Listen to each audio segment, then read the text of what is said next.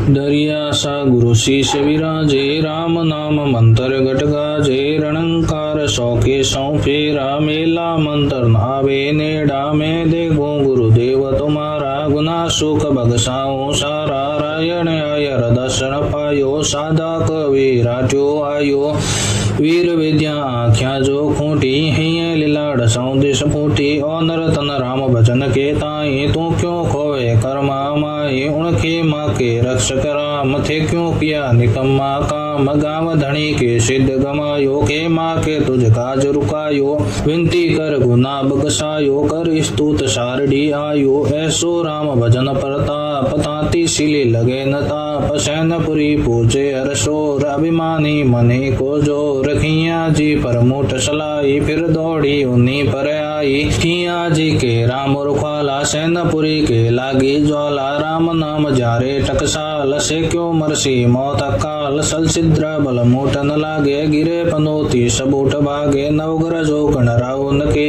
तड़ाकण शरी लगे न प्रेत, सावण कुशावण विघ्न अनेक, राम जना नहीं लागे एक, विजासन भैरू अरु भूत, राम कया टल से जमदूत, चरणों सदगुरु दयाल को, मुख हर दे हरि नाम, नित प्रति संगत सादरी, आजीवन मोक्ष सुख राम, सब धरती कागज करूं, सबुन कलम कटाए, सात समुंदर शाही करूं, तो गुरु गुण लिखा नहीं जाए। ये सदगुरु दरियाव जी महाराज की राम रक्षा स्तुति थी। इस स्तुति का अर्थ यह है कि एक बार सारडी नाम के गांव में केशव नाम का पंडित तांत्रिक रहता था। कैसी भी सोरी का भेद खोलकर वो सोर पकड़वा देता था। एक डंडा रखता था जो सोरी हुई स्थान की मिट्टी को लेकर मंत्राभूत करके फेंकता तो वो डंडा सोर को मारता हुआ पकड़ के ले आता था। केशव पंडित की उस गांव में देवता जैसी पूजा होने लग गई। गांव का जमींदार केशव पंडित के भी आदेश का गुलाम हो गया था।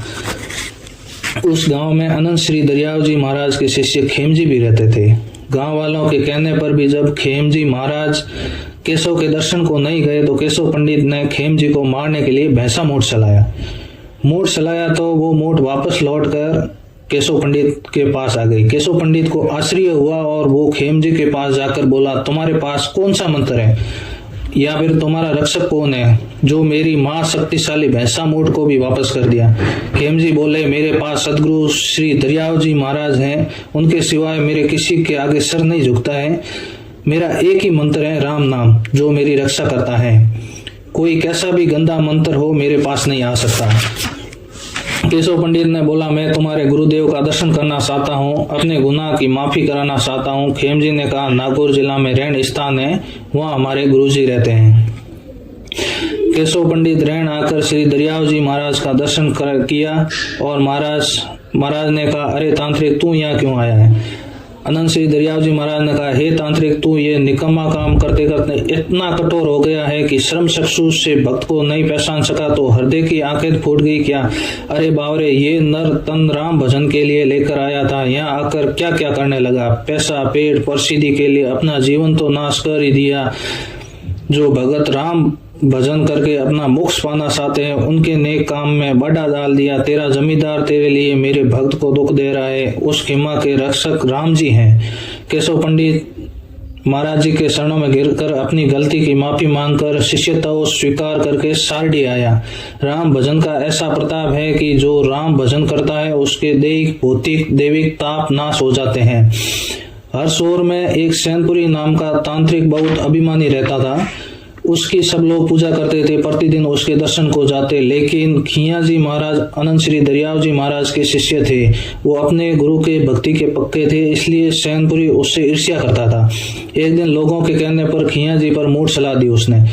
तो सैनपुरी के द्वारा जो मूठ चलाया गया था वो मूठ वापिस लौटकर खिया जी पर जो चलाई गई मूठ थी वो वापस लौटकर उसके सैनपुरी के ऊपर ही आ गई। सैनपुरी के अंदर ज्वाला सी धधकने लगी। राम नाम भजन करने वालों के पास कोई भी गंदी वस्तु नहीं आ सकती। राम नाम से कर्मों का नाश हो जाता है। राम भजन करने वालों पर देवी आपदा नहीं आती है। नवग्रह स्वयं शांत हो जाते हैं। सगुन अशगुन डाकनी साकनी भूत प्रेत कुछ भी राम भजन करने वालों को दुख नहीं दे सकते। राम भजन के प्रताप से भय त्रास भी चला जाता है।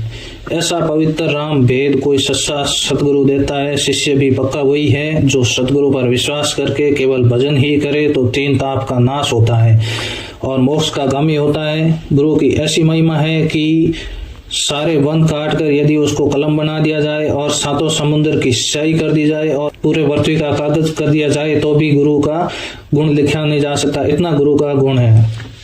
बोलिए अनंत श्री दरियाव जी महाराज की जय हो।